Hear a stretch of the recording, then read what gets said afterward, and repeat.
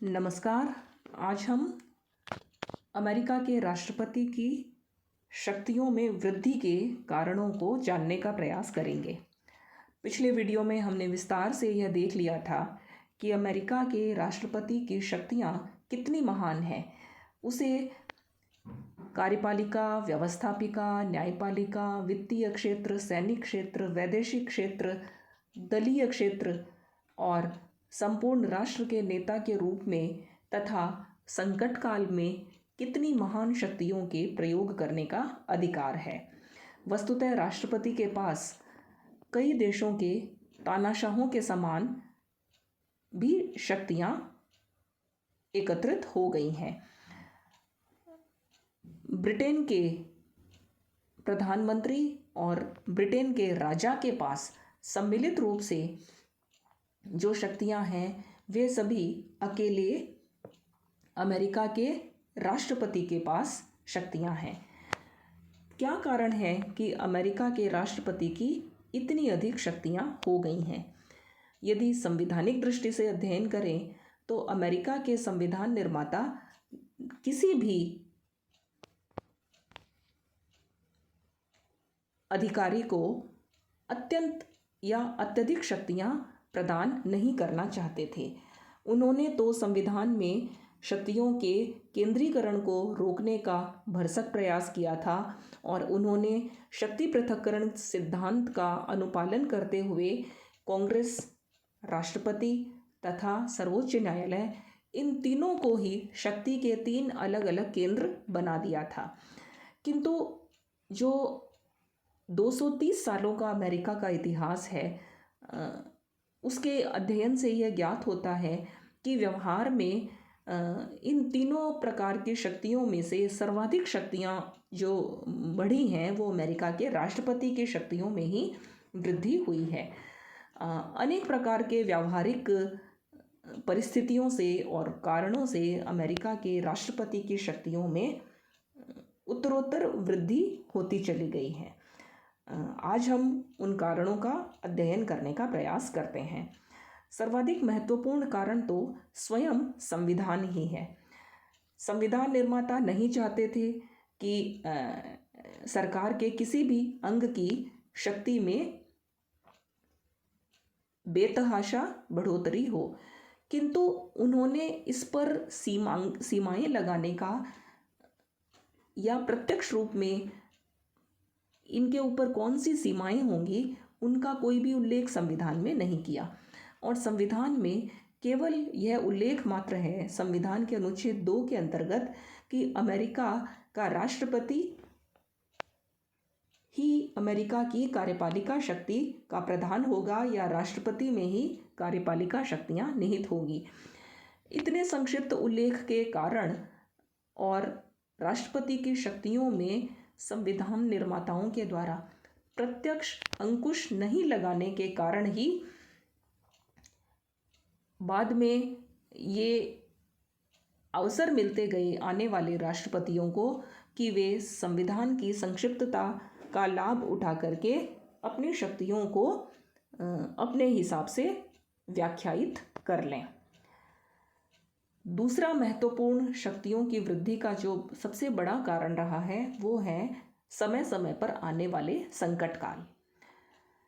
America को जब जब भी संकट का सामना करना पड़ा तब तब अमेरिका के राष्ट्रपति ने ही उस संकट से निपटने के लिए व्यवहार में कार्य किया है।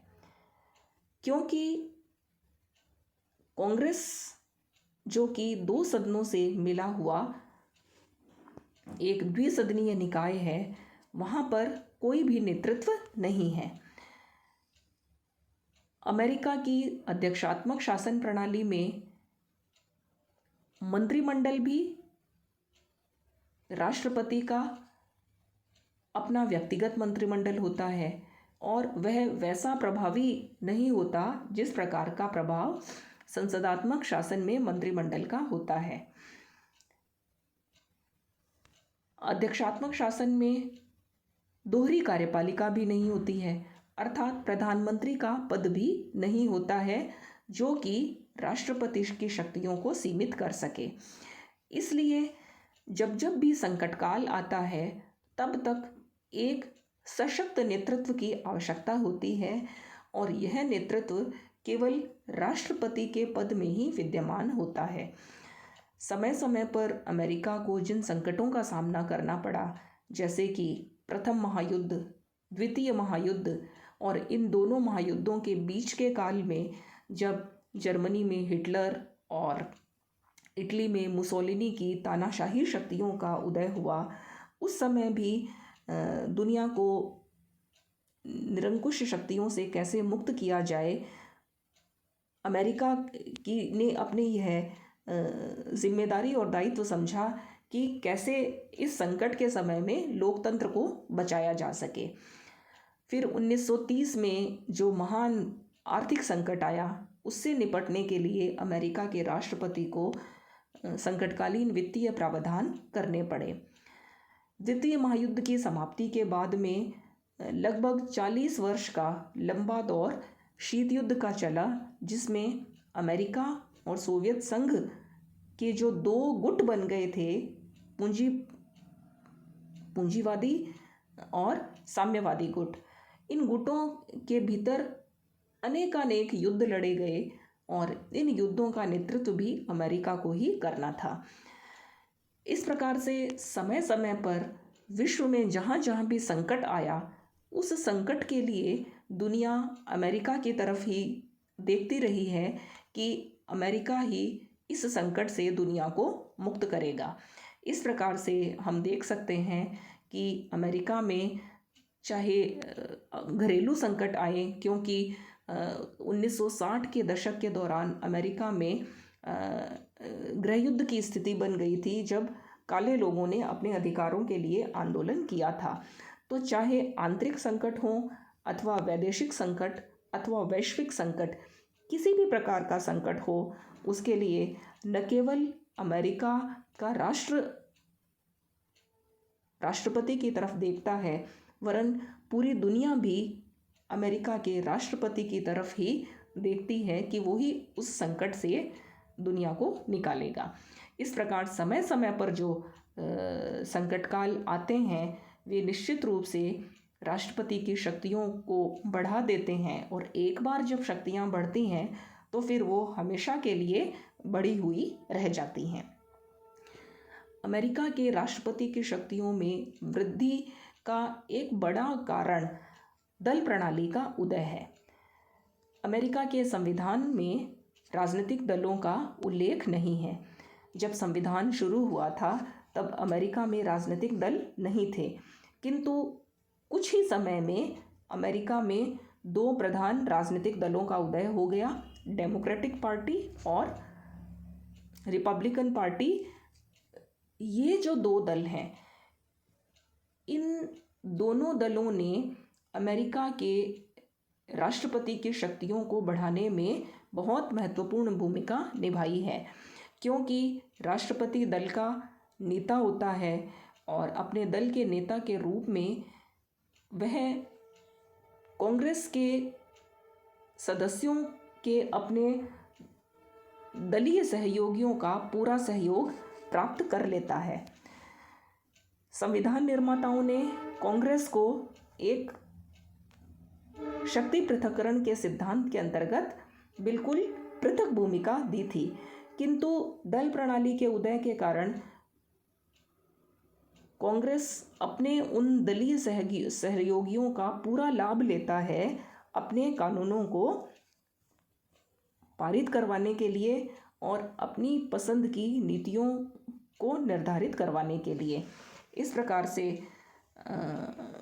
दल प्रणाली ने अमेरिका में राष्ट्रपति तथा कांग्रेस के मध्य आपसी सहयोग उत्पन्न किया, और न केवल सहयोग किया वरन व्यवहार में जब कांग्रेस के भीतर उसी दल का बहुमत होता है जिस दल का राष्ट्रपति होता है, तब तो व्यवहार में राष्ट्रपति ही एक प्रकार से कांग्रेस का प्रमुख निर्देशक बन जाता है।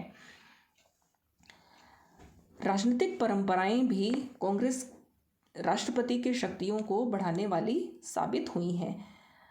अमेरिका में अनेक राजनीतिक परंपराओं का उदय संविधान की सीमाओं से परे हुआ है। जैसे कि यदि उच्च स्तरीय नियुक्तियों के बारे में हम बात करें तो जो एक राजनीतिक अभिसमय है राष्ट्रपति के सीनेट के प्रति शिष्टाचार का, या जो सीनेट के प्रति राष्ट्रपति का सौजन्य, इस परंपरा के अंतर्गत राष्ट्रपति अपनी नियुक्तियों संबंधी शक्तियों का असीमित प्रयोग कर लेता है और बदले में सीनेट के सदस्य भी अपनी पसंद की नियुक्तियां अपने राज्यों में करवा लेते हैं। इसी प्रकार से अन्य अनेक परंपराएं हैं जिन परंपराओं के उदय से राष्ट्रपति की शक्तियों में वृद्धि हो गई है। राष्ट्रपति के चुनाव की जो प्रणाली है व्यवहार में वह भी वैसी नहीं है जैसी कि संविधान निर्माता चाहते थे। जब संविधान बना था उसके बाद का जो पहला और दूसरा चुनाव है वो अप्रत्यक्ष चुनाव था, किंतु बाद में राष्ट्रपति का जो चुनाव है वो प्रत्यक्ष चुनाव में बदल गया, जिसका अर्थ यह है कि अब राष्ट्रपति का चुनाव चाहे एक निर्वाचक मंडल है फिर भी जनता स्वयं करती है। अर्थात अब राष्ट्रपति जनता के द्वारा प्रत्यक्ष रूप से चुना हुआ व्यक्ति होने के कारण वह सीधे अपनी शक्तियां जनता से प्राप्त करता है। इसलिए वह जनता से सीधी अपील करके अपने पक्ष में जनमत भी तैयार कर लेता है।